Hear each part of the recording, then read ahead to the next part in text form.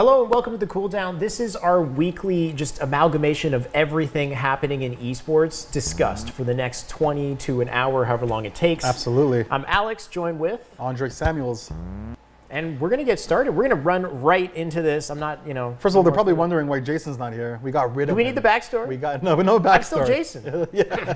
I got instant replacement. He did a little face change, a little face-off action. We're trying something new, see how it goes. I think it'll go pretty well. I'm pretty excited.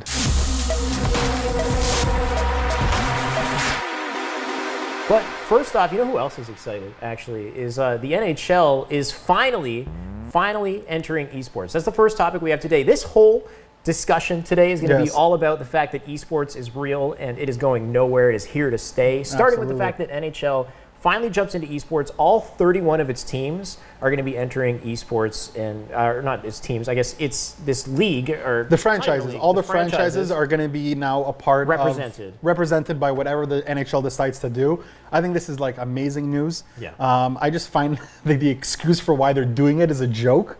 Which is they're basically saying that they are now entering the esports world through NHL to help their traditional NHL league blossom. Right. And what? Just be the honest. Just say the honest truth. Say we want to make revenue from esports. NHL is a great game, and we're gonna do exactly what NBA 2K is doing. We just took a little bit longer to see if it's successful, and NBA 2K is obviously doing it really well. Are they successful? Because I feel like NBA 2K18 is still very well under the radar. Like I did look at their website before this, and I wanted to see because traditional sports games in the esports industry are completely nobody plays them, honestly. They're not very well popularized. Even if you take the top professional players, and I did this for NBA 2K, and you look at their Twitters, their following, not one of these guys go over like 5,000 followers from what I had seen of the top ranked players. See, but you sound like those guys that are like talking BS about Overwatch. Like you want success so quickly. You got to let it grow. You know how long it took for the traditional sports to grow? And the one thing that's good about this is the fact that they do have the funding. They have the foundation. Of course they have the funding. From traditional sports. All I have to see is just by the sponsorships that are getting attached to NBA 2K. We're talking about big name sponsorships. You know what I mean? When you have that, you have a foundation. You can now start. You know what I mean? But I think it makes sense, though, that the goal is to grow original sports because I feel like they don't see their esport ever becoming anything as close to the size of the Titans like League of Legends, Overwatch. Let's be honest, okay? When it comes to video games, why do we play video games? I feel like I never play video games to do something that I can do in real life. Right? Why would I sit there? I mean, some people will do it, and I don't, not to take a dump on anybody else who actually enjoys, because I know FIFA is incredibly popular. Well, so I'll tell you why these games, in my opinion, right? Why I feel like these games became popular. It's because you have a guy who's like 16, 17, 18 years old, whatever, even like 12, 13 years old. Right. They love the traditional sports so much. They like playing soccer.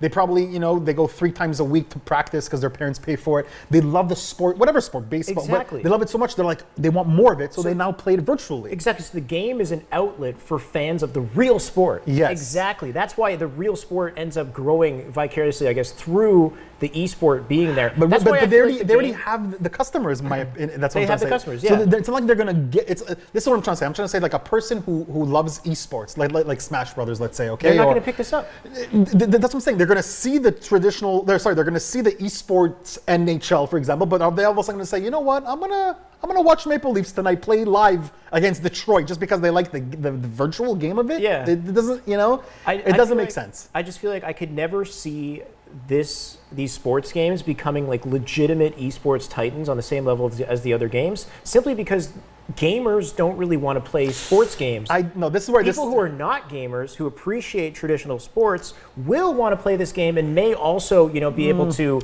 It may be able to grow the audience for the sport, because I think that's the fundamental focus. I feel like anybody who's a gamer wants to play a game because they want to do something that is out of this world. Honestly, Alex, I agree with you on a lot of things, but I have to disagree with you on this, and I'll tell you why. I'm not gonna sit here and tell you, you know what, the Overwatch League will be the biggest, or League of Legends will eventually outgrow Dota, or Dota will. I'm not gonna say that, but what I do know is when you're copying the format of traditional sports, when you have NHL, who've been around for decades, and NFL, NBA, and now they're basically opening up their gates and they're going to be creating a league within their league, like let's say a sister type of league, or it's bound for success. I'm not going to say it's going to be huge, but we're talking about it's definitely going to be a multi-million, if not $1 billion industry. The sports games as esports? Whatever sports league comes out, like an actual sport, like an NBA, NHL, NFL, golf even, like these are all, right now we're still in its infancies, but think of it 20 years from now. I feel like you're gonna have virtual leagues just like the traditional ones, but virtual ones that our generation and our younger and our kids are gonna be so for it. It's gonna get, you know what? It's actually scary to think about that there'll be kids that will not even care about the traditional, not even care to go outside and use their energy and you know what I mean? We're gonna be like what's that movie where they were all basically just they had everything on their chair and they didn't have to leave their chair. Are you thinking of Wall-E? Wall-E. Actually, though, I actually remember that. It's good for you that you remember that shit, man. Because I was literally talking about the other day is that's what's happening with entertainment in our life. That's what I'm saying. It's scary. We're all gonna just be in a chair. We're not gonna have to move anywhere. We're gonna have everything. The virtualism is gonna be so real and so good that we're gonna forget just touching, like face to face. So I think the best strategy for these sports organizations with tons of money is to invest in their own sport and try to build an audience. And I think the focus there should be on also growing and continue to maintain the audience in the original sport, while at the same time investing tons of money in the stuff that is proven to succeed and will continue to succeed. These fictional esports games that allow people to go to a whole other world and experience things that you'd never be able to experience on planet Earth. The reason also why I wanted to talk about this topic really badly is because the NHL continuously are saying that they're going to be doing something different. They're going to take a different approach than the NBA 2K League. They have different ideas. Because I feel like they look at the NBA 2K League and they they're don't seeing what's really working. see success. Yeah, that's what I'm saying. They're seeing what's working. They're seeing what's not working. They're not too happy, but they're obviously still, going along with it and proceeding with it. So they obviously have ideas. Yeah. They had their only tournament that not only, but their main tournament that they ran was a one-on-one. So it was a one player controlling a whole team versus another guy on the other side. His enemy who's also controlling the whole team. Right. They're switching that to a 6-man versus 6-man, so each human being controls an actual player on the team. That is one thing I like. I like that a lot. And they also said that they're going to be viewing it differently, which means, I don't know, but I think it would be really cool. I'm not sure. I'm just guessing, speculating right now. But don't you think it would be cool is if, let's say 8 p.m. on a Friday night, you have Toronto Maple Leafs playing Boston. Oh, yeah, I remember you wrote a note about this. You have Toronto playing versus Boston, and then the game ends, or maybe as that game is going on, you actually have the virtual teams. Yeah. So you have Toronto Maple Leafs, Leafs gaming versus Boston gaming playing virtually at the same time, or not at the same time because they wouldn't want the fans. So you would have it like half an hour after, or like right after the live game is the virtual game. Yeah. To do it in a schedule like that, I think that would be really cool. That would be a different approach. That would actually get, as a bar owner, I own an establishment. That would even be good for me because now what's going to happen is I'd be able to tell, NHL, like, listen, now I'll have your game playing in my bar. Yeah. Because we actually got together, all the owners, and we made a distinctive decision to be like, are we esports or are we sports? Are we traditional? Like, what is our bar? What is our message? And we're like, you know what? We're gonna do pure esports. We're not gonna allocate this way. We're literally all about esports. We're not playing any traditional sports in our bars. It's just video games. All you'll see in our bar is video games. Sure. But if this happens, it's maybe weird, though. maybe we'll have the NHL game playing before the Yeah. Overall, it's kind of weird though, because I like the idea of having 6v6, and I think that does kind of help people from the outside look at this and see it as like a team sport, similar to the way that you would see hockey. However, I don't see a traditional hockey fan looking at this video game and taking it seriously. I think they're going to think it's a joke. They'd be like, why? Because traditional hockey fans, the reason why they love hockey so much is because there's that allure of the fact that these people are like human, like Hercules champions. Yeah, they're fit they're and they doing have the best. stamina and they're the best and they work hard and they're dedicated and you see the sweat go down their faces. Is real. The moment that it's virtual, that passion is gone. And from the flip side, a gamer who loves video games will see that and be like, no, I want to play Mario. I want to, I want to control this champion that doesn't exist on Earth that takes me out of this traditional sports experience and gives me something cool. I want something different. But it's not even so that. I feel like they toe this line in the middle that it appeals to not really anybody. So let me cut you out right now and bring you another line then. Okay. What if I could tell you that there'll be some people out there, I'm not sure if it's traditional sports guys, but there'll be some people out there that'll be like, you know what? It's so cool that a 16-year-old kid is playing I don't even know. Do you know of a guy on the Maple Leafs right now? Like I don't even know Maple Leafs right now. That's how bad. Is Kadri? I think Kadri's still on the Maple Leafs, right? I don't even know, bro. I don't even know. I don't want to say names. The moment you dip into this conversation, I take a sip of water. That's what I'm saying. For a long time. Okay, so I know. We just actually signed Terrence something or something with a T. I don't know. I honestly don't know traditional sports whatsoever. Yeah. And I apologize to all the Leaf fans around the world. They're probably hating me right now. But I'll just tell you this: it would be cool if there was a guy, a 16-year-old, that's playing virtually the player in his position in the video game better than the actual guy in real life. And I'll give you proof of that. Okay, I know you don't understand what I'm saying, so I'll make you understand what I'm saying. Right. Not recently, like about 6 months ago or 4 months ago, there was a guy got signed to a Formula One racing group. Okay. He was a virtual player, but he got signed to the actual Formula One team. Okay. He placed 4th place virtually. Okay, or no, sorry. He won the race virtually with a car that the same driver in real life only got 4th, the best ever. Okay. So, and then everyone was like, bro, like everyone was telling the driver, like, yo, man, you just had a kid play virtually with the car that he won with it. Why can't you win in real life? You know, like what he just outplayed. And then the guy was like, so then he had to defend himself. So the guy was like, well, you know, there's life and death. You know, like when you're driving for real, like you have the risk of losing your life. There's so many other factors, but they're like, but pretty much it's all calibrated to the same shit. Like the car, the engine, the racetracks, everything. It's so virtual. He's controlling like a wheel and everything. Everything. He's with everything. It's like with the Formula. It's like legit. It's like a real thing. It's a real virtual. You know. So it's like the only difference is the life and death factor and a couple other factors. Interesting. But my point is I feel like that cannibalizes. Well, I guess because people like the excitement of the real. The thrill of the real cars. But I wonder if it starts to cannibalize things like that. Because driving a virtual car, if it's the same as driving a real car minus the death factor, you know. That's the only difference. That's kind of the evolution of some of these sports. Is I don't really think that these sports end up sticking with the video game route. I feel like these sports will end up having some sort of technological advances to make them more interesting and alluring to the audiences. That's a good point, too. So that they grow and they evolve. Who knows? Maybe NHL, that's what they're planning to do. Maybe because I feel like that's the only way that these like traditional sports maintain their prowess and legitimacy and whatnot in this world is by continually advancing as the other side of things, virtual side of things advances.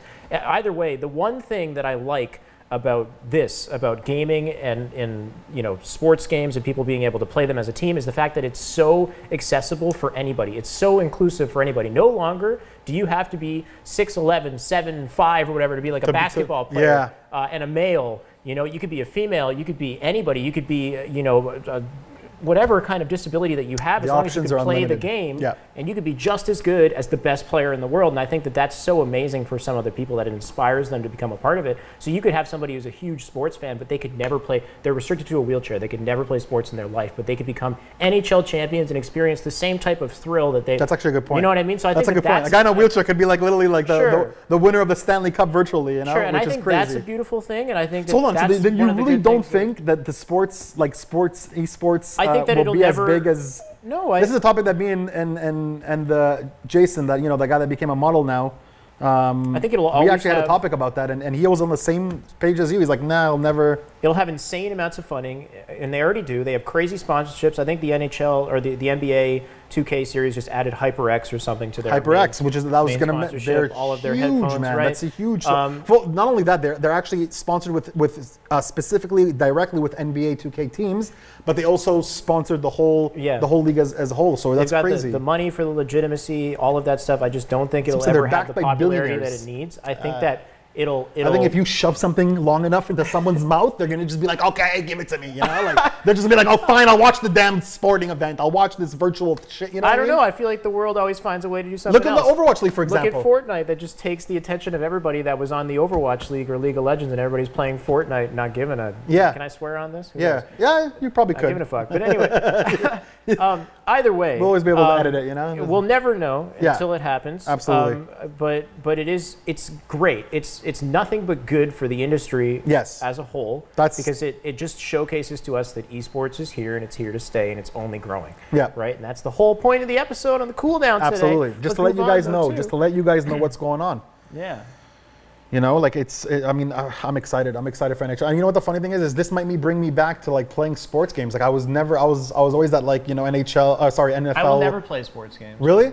I used to play. I used to play when I was younger. I used to play NFL Blitz. I used to play, like, there was Madden. I did used to play the NHL. That's what, and you know, the Blitz was the funnest because it was a more of a cartoon type of sport, you know? That's the only thing that'll get me to play. If it's like a Mario version where it's like out of the reality. Fine. Or when you play like Wayne Gretzky's like 98 hockey or whatever, when you check people, do you they remember there was like one that was like a hockey game, but there was like mutants or something, I remember? Like, what? It was like, I was playing like a hockey game, like a video game, but it was like with mutants. Like people were like, you could like kill the guy, and I don't know. It was just I don't remember. But that type of stuff I'd be down for, right? Or even like Mario Strikers, their take on soccer, where the ring is surrounded by an electric fence, and you check somebody, and then they get electrocuted. Oh yeah, right. I never even hit the wall. So like just crazy stuff like that makes me excited, but that also takes it away from the whole realism aspect of sports, and that's what pulls it all down. So it's a really interesting position because they got tons of money and they don't quite know how to enter in that space. But they will continue to fund the big esports, which we're seeing. Yeah. And I mean, just to add fire to the flames here, esports revenue continues to grow, as we already know, projected to hit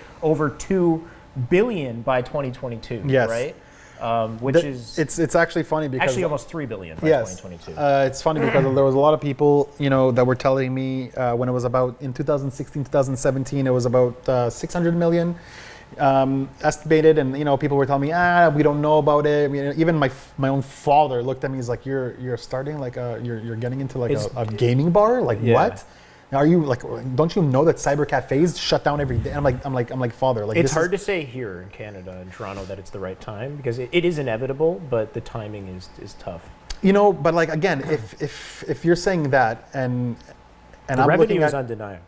The growth in the industry is undeniable. Of course. The speed at which it grows and becomes the norm everywhere, including Toronto, Canada. And you see whatever the states do, not Toronto, Canada in general follows. Like we're like their brother country. You know what I mean? So it's like, it's not, you can't really say, oh, it's going to be so successful here, but it's not going to happen in North America. What I can tell you is it will, but what I can tell you is it never happens as big because we have a serious.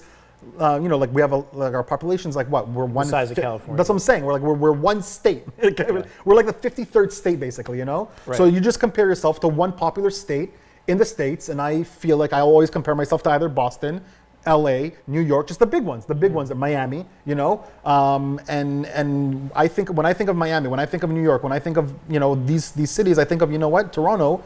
We're just as good. Look at celebrities. Look at rappers. Toronto's always up there with those cities. You know what I mean? Yeah. So like, it's gonna happen Drake in Canada. Put us on the map. And you know what? Not only that, not only did he put us on the map, but he also put us on the esports map.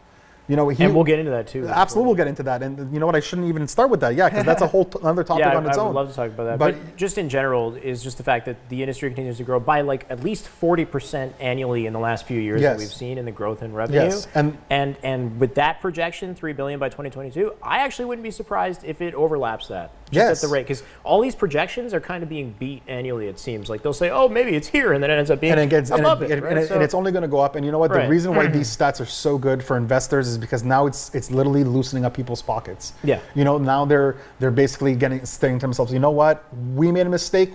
We should have gone. We didn't get in at the right time. But I'll tell you something. There's some of the investors. They have so much money that they don't care to come in early. They'll pay that extra juice, that extra fee, just to make sure that it's okay, that it's working. You know what I mean? Yeah. I guarantee you that the Overwatch League could have probably started with 20 teams if they wanted to. If they really, but there was a lot of investors that said, you know what? Play for a couple seasons, play for 1-2 seasons, see how it goes. We'll come in, and then Overwatch Blizzard was probably like, but you're gonna pay. It's not gonna be 20 million for a team. It's gonna probably be 40 by that time. Yeah, they're like, no problem. An extra 20. They still have the money, right? This is still chump change that's what for these it's sports. Changed and it's nothing. You know what I mean? So that's why I'm happy that it went up. I'm happy that because listen, like I said, from an establishment, from a business owner, I bought into like esports, like brick and mortar directly. Yeah. So these numbers for me are also amazing. Like it makes me really happy. Right. Because it just grows the business. It just grows esports in general. Like I said, it loosens up those sharks. It loosens up their pockets. Those whales, and the more of them coming in. You know what? Some guys are probably 67 years old. They don't even after seeing 3.3 billion or 2, they don't even know what's going on. They're gonna talk to their little nieces, their nephews, their cousins. Like, hey, what's this? Should I put money in this? And the cousins will be like, we love gaming. So this is good overall. Overall, it's amazing. It is. No, it bodes well, and it does bode well for the brick and mortar. Absolutely. It's a matter of time, though, and that's a harder projection to make. But Listen, as long, and this is what I told my CEO, and he's a master when it comes to like, creating revenue for the company. It's as long as we're afloat, as long as we're making money. Yeah. As the years go by, it's just going to get easier and easier and easier and easier. That's all. You never know what's going to kick it to the next level, right?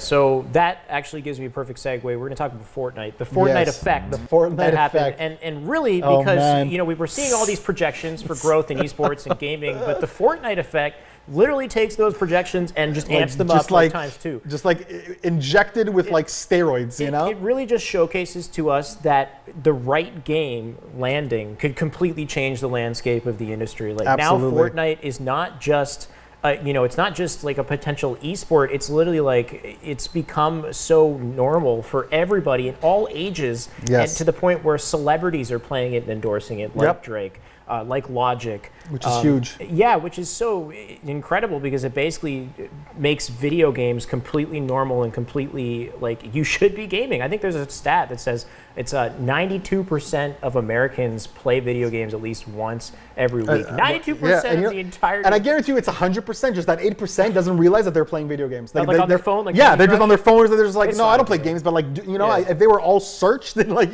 guaranteed. And another thing to say about Fortnite, which was actually one of the you actually mentioned something really cool about the NHL topic that we spoke about earlier. Accessibility, right. Accessibility. You said, it stuck with my head until right now. You said that a person who's a handicap is able to sit down and he has a shot to win a Stanley Cup virtually.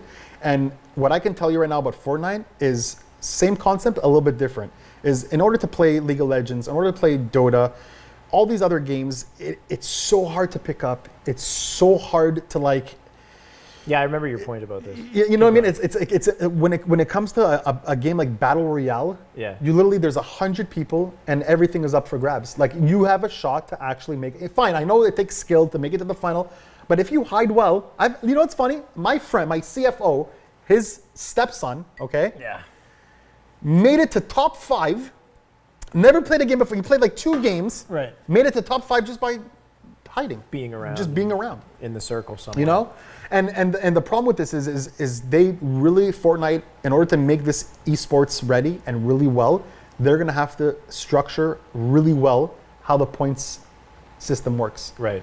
Because if you're gonna gain points for being 5th or 4th or what, like if you're gonna actually accumulate something, right, and the strategy is what people. Everything changes. Yeah. You know what I mean? People are going to start, like, it's going to be, you know what I wanted? I really wanted to be in a situation where a person, when he's falling, just like you have in the sports games, when you're playing, you get hit, penalty, when a person's falling in Battle Royale, or in Fortnite, I really want him to feel like it's real life. Like, he can't do stuff that's, not real life in a sense where the guy's actually going to die if he gets killed in game, but I mean, like, he really should evaluate how he's proceeding in this game because he only has one shot at it, and there is no coming back.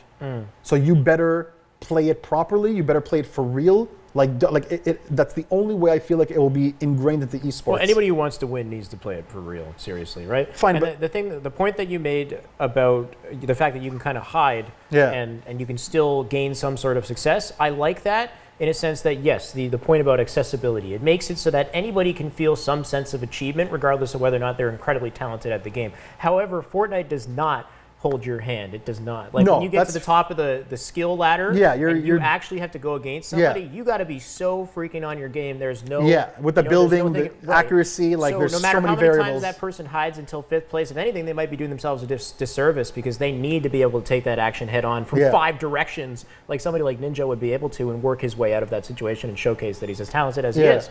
So, but I do like that it's so inviting to so many people. Fortnite is crazy because it manages to just put itself in this position where no matter what age you are, like where you come from, skill level, anything, you can find some form, not even about having a shot, but just finding entertainment and enjoyment from playing the game. Yeah. Regardless of whoever you are. So this is what I was just saying too, is basically in order to get into Dota, in order to get into League of Legends, in order to get to Overwatch, you literally have to be the best of it. Like you don't understand, in Overwatch there's what, 12 teams right now?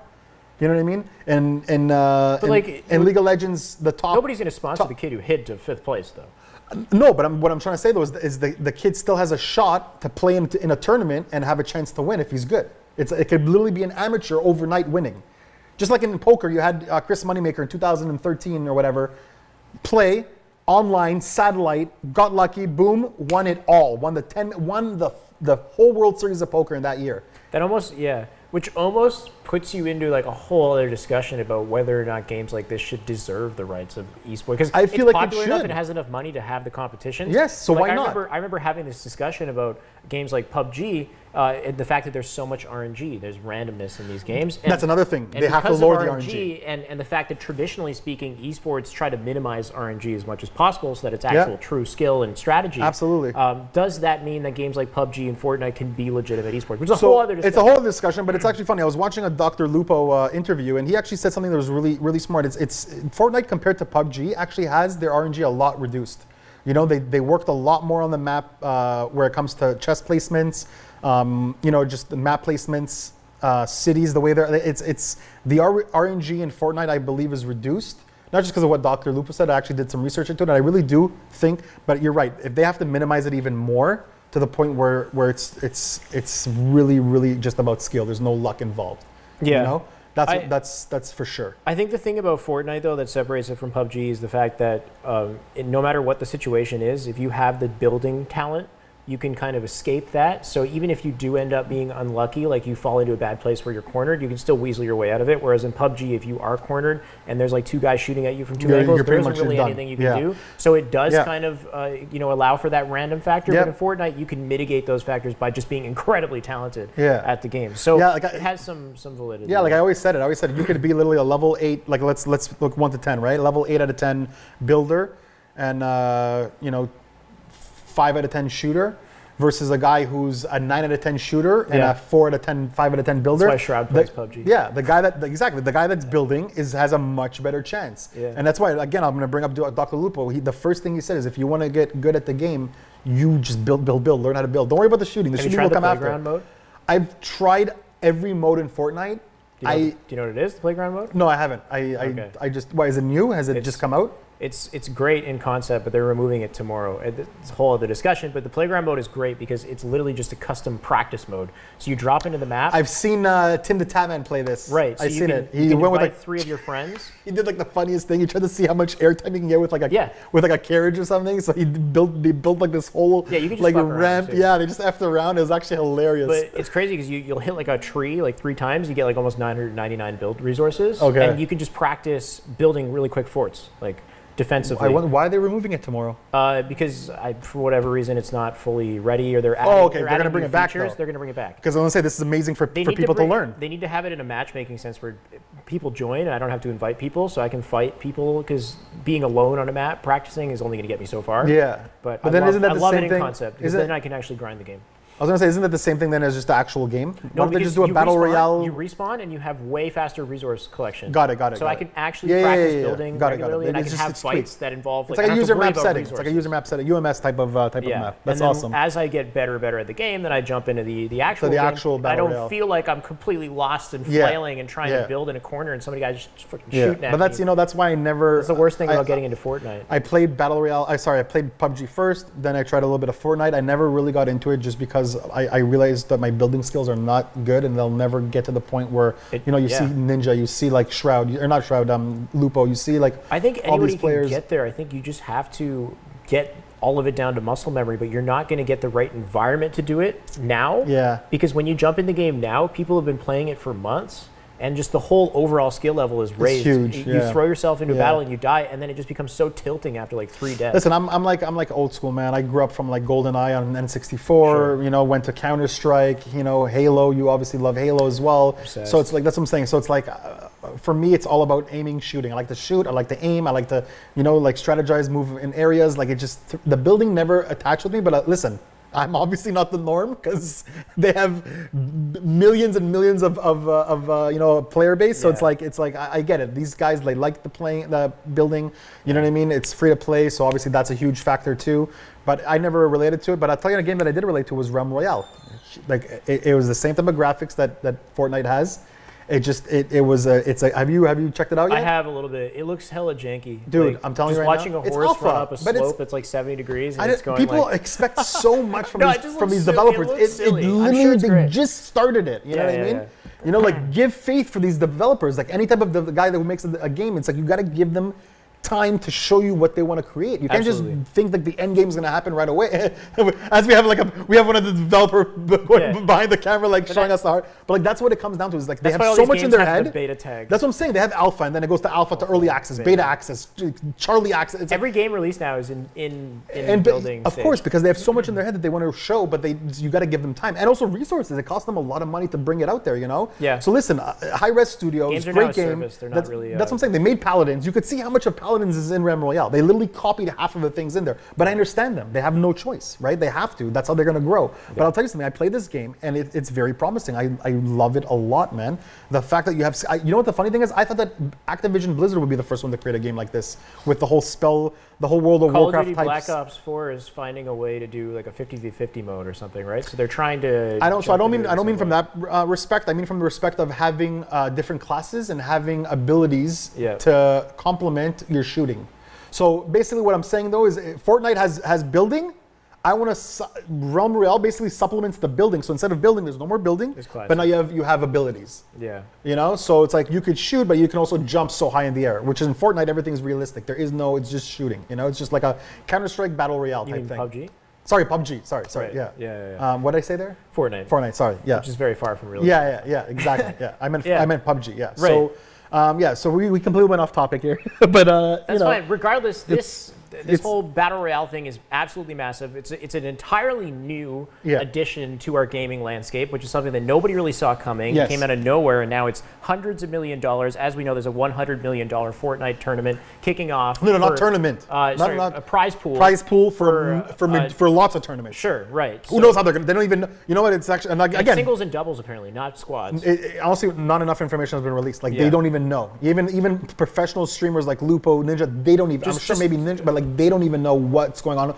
All we know is that there's $100 million up for grabs. We don't know how we're gonna get it. Yeah, you know? Just adding to everything at this point. And you know, overall we've seen increased legitimacy of the industry with people investing, sports organizations investing tons of money, and recently we were talking about NBA and the sponsorships like HyperX coming in.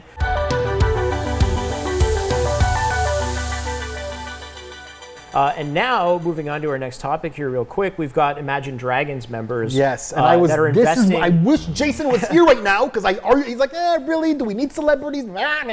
Honestly, I understand why he went to model. I understand why CK hired him. He's definitely a model. Honestly, like, I'm telling you right now, I called it. And I hope one day Jason calls me up and says, you know what, you were right. Which guy? Who?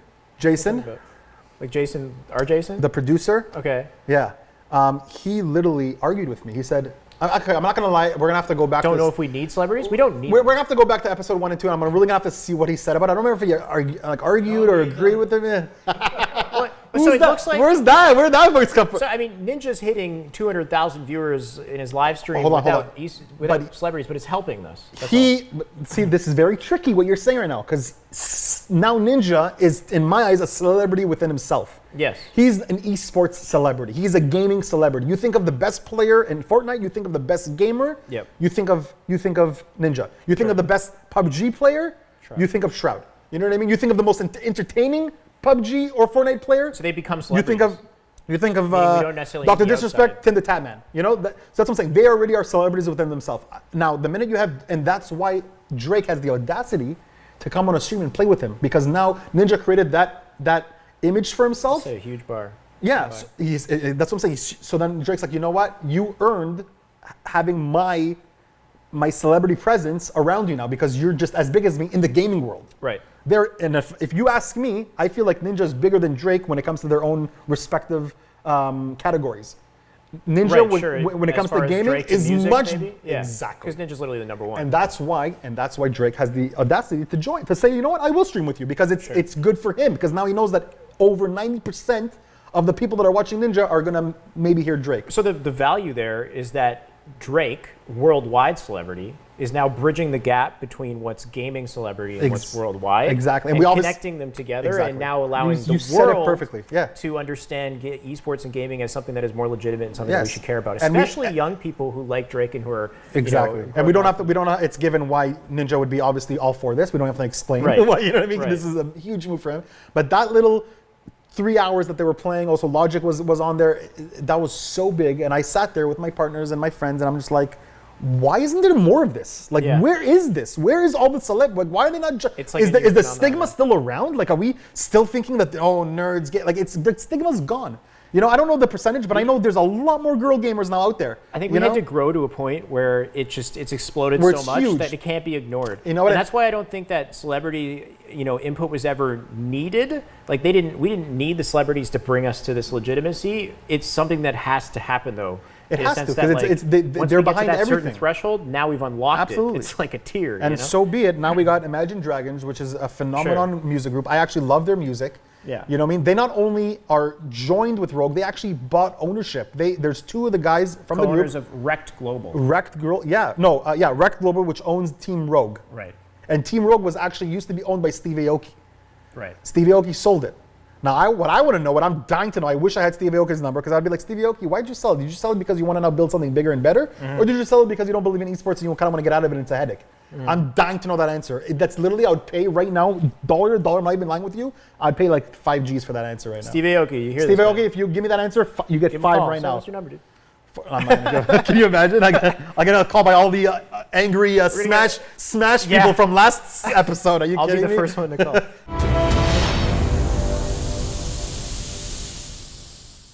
The United States Supreme Court has voted to strike down the Professional and Amateur Sports Protection Act. Yes. You can talk to me I want to talk about this. Because I actually didn't read into it. Okay, so I'll talk about this.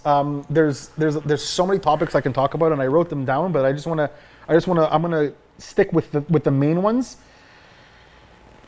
You have, first of all, there's people that are saying that and you're gonna get really mad when you hear this. Okay. But this is what they're trying to say. So I want to hear your take on this. Sure. There's people out there saying that esports was specifically created for sports betting. Was created for sports betting? The whole idea of why esports came to fruition and why they're pumping so much money into this and why they're building infrastructures and platforms and all so this. That people will gamble is around so it? people can gamble on it. Yes, it's so people can spend money and gamble, which makes you think, why did the NHL, NFL, NBA, the traditional sports start? Was it because of sports betting then? Because we know that this is a huge industry. I think that may be where a lot of the revenue comes from, actually. Absolutely does. It amounts for almost 48 or 49%. Right, people. And you can actually quote me on that, because on that I did research, so you can quote me on that number. Right. But what I'm trying to say though is I believe, my dad always is that, that voice in my ear that's, sports, it all started because of sports betting, the mafia and just Vegas and the line makers, and it was from day one. And then also that whole conspiracy, and MLB, where they got caught. I remember the year of some year, you don't know, that they actually got caught rigging the game. Okay. So and it was actually documented. It's proof. In an MLB championship, I don't know if it was the World Series. I don't know. I can't remember exactly what it was, but there was a game that was rigged. A team was supposed to win, and they purposely lost just because of the black market of sports betting on Vegas. So yeah. So my question to you is are we now falling into the same past as is esports really created because of it's a esports question. Isn't created because of I guess what I'm saying is the motives to start esports, that really pump money into it. From the top investors with the most money, they're thinking, okay, are they thinking just betting?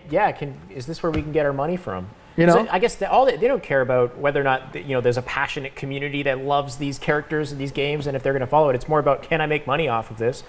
Can people gamble over it? Are they gambling? So that's what I'm saying. Overwatch League, for example. And can we push that? And it's happening. It's happening everywhere. It's been happening in Counter-Strike forever with the skins and everything. And that's my point. Is they were doing it illegally with skins. There's always a way to gamble. I can tell you from firsthand, a gambler will always find a way to bet. Doesn't matter if he's going to use strawberries from Metro and you know what I mean? Trade the strawberries, and the strawberries are equal to $100 bills, and meet me in the back after, and we'll exchange. I'm telling you, they'll find a way. They'll find a way, and sure enough, they did with Counter-Strike skins. You'd never think about it, right? Yeah. You'd be like, how are these kids gonna gamble? And like they found a way. Yeah. You know what I mean? And again, it's gonna be so easy if they don't legalize this. It's gonna be easy for these kids because you know what there is out there. There's a lot of micro purchases right now. Microtransactions. There's microtransactions. There's skins being bought. And Fortnite has these dances. You could literally, and there's some that go for a lot of money. I guess there's no way to trade them or anything though, is there? You give up accounts. I guarantee you. So this is my point. I guarantee you that if they don't pass this law and they make it illegal to gamble, Epic Games or whoever makes Fortnite, which is Epic Games on the Unreal Engine, they'll have tradable skins for sure. They're going to do it for sure.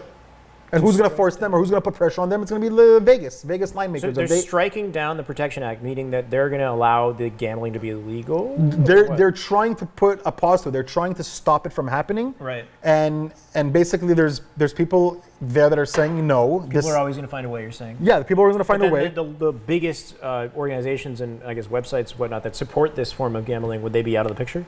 Say that again? So like, I don't know what the big websites are, but like something like there's tons. There's Bet365, Bodog.com. Would they no longer be in the esports game? Would they not enter the esports game? So the funny thing is they already have esports part of all their infrastructures. There's esports everywhere betting, you know? Right. Every website has lines on esports. Exactly. You can right now bet on Overwatch if you want to. Right. You know what I mean? So it's already there. So I mean, if they take it away, I mean, I don't see that happening ever. I don't think that they could make it completely illegal. If anything, they would have to find a way to add more restrictions to it to avoid younger people. So this is what the whole act is. I mean, this is what the whole thing's about. So I'll tell you right now, the PASPA, they're actually fighting day in and day out to have the laws like there, you know. And hold on, where was it? I was reading about it. Anyway, I don't want to go off topic, so I'm going to go back to the 3 points. How will the esports betting affect esports? Okay. And finally, what is your opinion? Do you think there should be sports betting? I think. Let's put it aside that it's inevitable it's going to happen, but do you think we both know that it's going to happen, right? But do you think, let's say that you are not the owner, or not that. Let's say you're a player on a professional team, or you're a manager, for example. Do you think this is going to hurt your capabilities? Do you think this is going to be a burden to esports, or do you think it'll flourish esports? Like, do you think it's a positive, basically positive or negative for esports, sports betting? It seems like it would only be a positive thing for the most part. Like, I mean, it's going to hurt some people who gamble and throw away their lives or whatever they do, but in the end of the day, it's money going into esports. And it's more legitimacy going to, and more investors, becoming interested in esports. So that's what it comes down to. As there's more money circulating around, then the industry continues to grow. And good answer. And this is my opinion: is I think it's a positive for investors and for all the administrative side of it, but it's a negative for the players and the viewers. And how so? How does it hurt us? I don't need to be involved with any of it. I just watch. You just watch, but can you imagine if now you have a family, you raise a kid, your kid now is going to get into it, loves the game, but now all of a sudden you find out he's betting on it? So the issue is whether or not young children are going to be, I guess... Of course they're going to be exposed to it, and they're going to bet on it. And you know what's going to... That is you just called it, that word, and I'll explain to you why that word's so important. Desensitize, I'll explain to you. Coming from an ex-gambler, okay? It got to the point where I was betting on games, traditional sports games. Right. Alex, I wasn't even enjoying watching the game anymore. Right. I was just literally, all I cared about was who wins. It got to the point, Alex, where I wouldn't even watch the game. I'd literally wake up the next day and peel my phone, bro. Jeez. I'd literally open the freaking app and I'd peel the number. I'd be like this, like a sicko. I'd be like, 2-0, Maple Leafs, do you have a 3 there? 3, I won. It's like an old lady scratching at a like a scratching ticket. Those lottery tickets. That's literally what I was doing. I was peeling. We call it peeling, bro. I'd be like, yes. So that's what I'm worried about. Is a kid going to eventually start betting now on Overwatch, and he's not going to even enjoy going home to play the game? Where's the kid getting the money? He's just going to, bro, kids find ways. Don't worry. Their parents? Yeah, they're selling lollipops at school. You don't know how these kids get money. They get, when you were 15, 16, you couldn't get a hold of 50 bucks? Legalize hold on. When you were 14 or 15, you're telling me it was hard for you to get a hold of 20 bucks? Here, there, asking mom, dad, a friend, girlfriend, she likes you, she gives you a 10. Right, it's not for everybody. It's not hard to get money, is my point. They will find money. If they want to gamble, they will find money. And that's the problem, it could be, I feel like, I don't see the problem is I don't have that. Is the risk substantial enough to, it's not substantial enough to stop what's happening? It's not going to stop. It'll never. That's a problem. I know it's not going to stop. I'm telling you, I've had a history of gambling. I You're know. just worried about the I'm just worried about. I'm just worried about. Will this? associated. Can this somehow? Because you have to understand, esports hasn't been around as long as traditional sports. Yeah. This could single-handedly collapse the whole economy. It I could guess literally. It could literally, who will win from it? It'll be the investors. It'll be all the. But then the actual community, the actual gamer, the actual game itself. There are so many questions and risks that we're facing, though. Like, is gaming addiction a horrible, inevitable thing for children, and is that worse than the potential, or could that lead to gambling? Oh, that's a big topic. That's a topic I think for Is violence in video games Yeah. affecting our children and forcing them to do violent acts? Like, we are inevitably running into all these risks, and I think at the end of the day, it's up to those people's parents and their social circles and the people who build them and surround them and make them into who they are to support that. I think that the world is going to continue to push forward in this direction, and that I think we just have to be vigilant. Yeah. Regardless. Yeah, I agree. Because I wouldn't know how else to approach that. I'm just saying that all these things that I feel in my heart deep inside that it threatens esports. And I think don't that like you that. also I don't come like, from a very personal place. very personal. As we clearly That's what I'm saying, saw. and I know. So that's what I'm saying. Yeah. I know what's to come. And honestly, every time esports is threatened, I get mad. I start getting aggravated, and I just I gotta look at somebody and like find someone, and just like protect. You know what I mean? A baby. Like esports it's not even a baby anymore. It's now like a toddler. It's like a 2-3-year-old. Yeah. Is very happy. Yeah. Loving life, and just they want it all. Way too much potential. There's so much potential, and I really am scared about, like you said, violence. These people now saying that addiction now they want to create it an actual Addiction, they actually the cycle of depression. yeah they actually want to actually diagnose it as a it has been diagnosed. it already has Gaming been disorder. That's right. There's a thing called gaming disorder, and you know what? I feel maybe it's needed because maybe someone else can fall into that category, but I know me personally, there were days where I would play 12 hours a day for 3-4 months straight. Nothing. Yeah. I'm fine, man. I'm all right. I played GoldenEye when I was a little kid, shooting people, seeing blood splash. I love life, man. I'm not a violent person. I would never hurt a fly. So it's like it's all situational. There's good and bad for everything. It all depends on what wolf you feed. It's you know a whole what I mean? other discussion. And it's interesting, though, because I'm with you in a sense that like I worry about these types of risks. Instead, I almost want to take it upon myself to try to find a way to inspire young people who are entering this industry, who are associated with it, to find a way to productively grow in their lives and potentially in their careers as far as esports goes. And guys, we would love to hear from you guys. Like, honestly, tell us what you think. No, seriously, do you guys think that esports can be threatened by sports betting? Do you guys think it's like, Andre, stop talking? What are you talking about? Don't worry. You know what I mean? That esports is going on. Like, we really want to know what you guys think about just all the topics we spoke about today. Daily Esports.tv. Don't get sucked into it. Yeah, just be strong, be confident in yourself. And balance in your life, moderation. Absolutely, and I'm just I'm happy that we made it out alive. So Jason can wherever he is, whatever studio is right now, modeling in underwear. He could be like, they don't need me. They're doing good. I'm sure. You know what? I think that he's modeling for Calvin Klein. I'm not sure which company. Yeah. He looks like a Calvin Klein type of guy. Jason, the producer, like I don't know, because he has like a healthy, for sure, a healthy. Tiny build, Calvin Klein model. That's what I'm saying. He feels like those the briefs type. He doesn't look like a boxer guy. He looks like a briefs type of guy. We need to add him to the show. I have a feeling he's gonna edit all this. He's gonna edit. He's probably gonna edit all this out anyway, but just keep it as a video, just to like. Yeah, he'll probably just keep it as just to remind himself. Every time he feels bad about himself, he'll look at this video, and be like, Andre says good things about me. I'm a good guy. So Andre, what would you say is the overall? What are the themes that we covered today? What did we talk Today we covered, NHL. Stepping it up and getting into the picture. They have some surprises for us. They're saying that they're not going to do the same thing as NBA. Esports is here to stay. Sports are entering the scene. Yes. Another thing, we spoke about celebrity presence in esports, which is huge. Fortnite effect. The Fortnite effect. Imagine Dragons joining, buying a team, getting into it. I can't wait. I'm hoping that this is going to be, the first of many. I'm hoping I'm going to see a lot of. You know what? I was actually expecting actors. A guy like Brad Pitt, or a guy like a serious I can't. Robert Downey Jr. or somebody. They'll say I play video games, but they never show. That's what I'm saying. They'll never put their name next to it. Yeah, you know what I mean? Yeah. They'll never, because I guess I don't know. I don't know the reason. Is it stigma? Do they think video games aren't cool?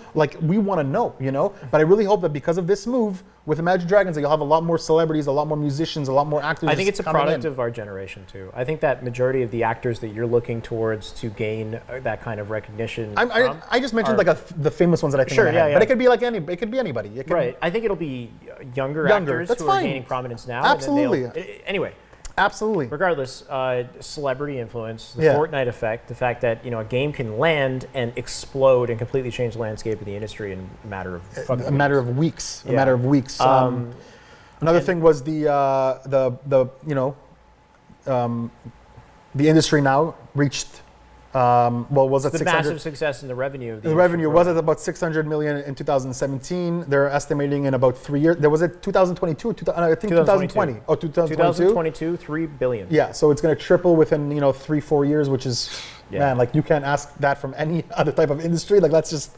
Well, we're talking about like video game. Like, come on, guys. It's insane. It's crazy. We have this titan of an industry and all of these reasons to support it, and then we have the potential risk factors associated, the addiction, Absolutely. the gambling. I just have to say this, violence. Dad, if you're watching, I told you I was right. I knew it's going to be huge. You know just what I mean? wait a little longer. You should, you probably just jinxed myself right now. Until there's like 100,000 Yeah, people. you're right.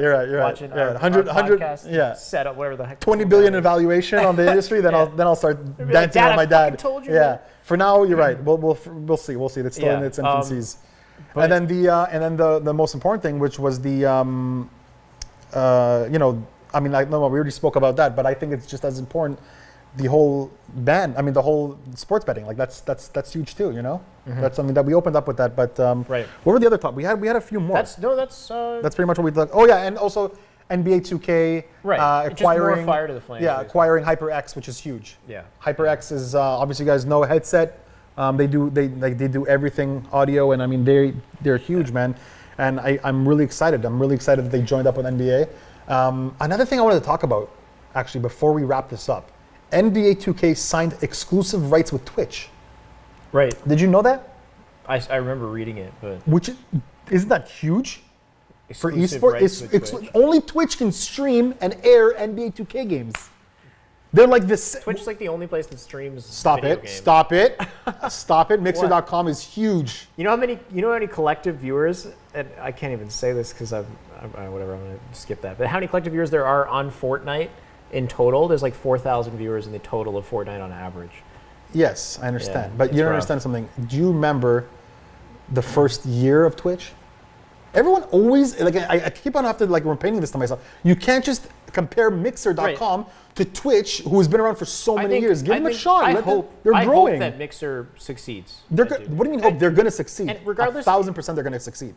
We're getting off the rails. Yeah. But I feel like if I was Mixer, I wouldn't even care if the NBA 2K, because how many viewers are they really going to get? The 2K finals, let's be honest. For now they won't they care. hit 20K. But 20 years from, or like 10 years from now, if it's still going on, they're going to be like, damn, we should, We'll see if the partnership continues.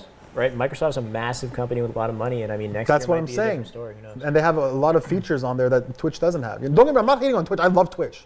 Like I stream on Twitch. Twitch is my go-to. Yeah. But I'm just saying, it's good to see now that there's other platforms that are stepping up that are Right. taking. And there are other sports too. Like maybe Mixer will take NHL. Yeah, or something. You're right. That's true too. So I just listen. When I read that, I'm like, wow, exclusive like rights to. I'm like, that's good for Twitch. Good for Twitch. Yeah. Really good for Twitch. So. Yeah, man. So, I mean, I had a great time with you. Don't tell Jason anything, but I had a much better time with you than with him. He's not right here or anything. No, that's what I'm saying. He's not here, but I'm just saying, if he was here, I wouldn't say anything right now, but I'm just like... No, I had a really great time, and I can't wait for the next episode. Tell us what you guys think. Tell us if, like, you guys, just can't stand Alex and you need Jason back here because he just had structure and just I'm here to stay. Good on camera. Maybe you want me to go. Maybe you just don't like the beard and you're like, yeah, you know what? This guy talks too much. He doesn't know what he's talking about. Jeez. So okay. I'll just... What you guys care about, esports is here and it's here to stay and it's friggin' massive. It's not going anywhere. In the next couple of years, it's only going to be bigger, and hopefully we're sitting on thrones, not couch chairs. Exactly. Okay. That's the goal. So keep it locked. Yeah, keep it locked on the cooldown, guys. I hope you guys stay refreshed, and we will definitely be back with episode 4 as soon as possible. Thank you so much for sticking around and tuning in, and we can't wait to see you guys again. Thanks, guys.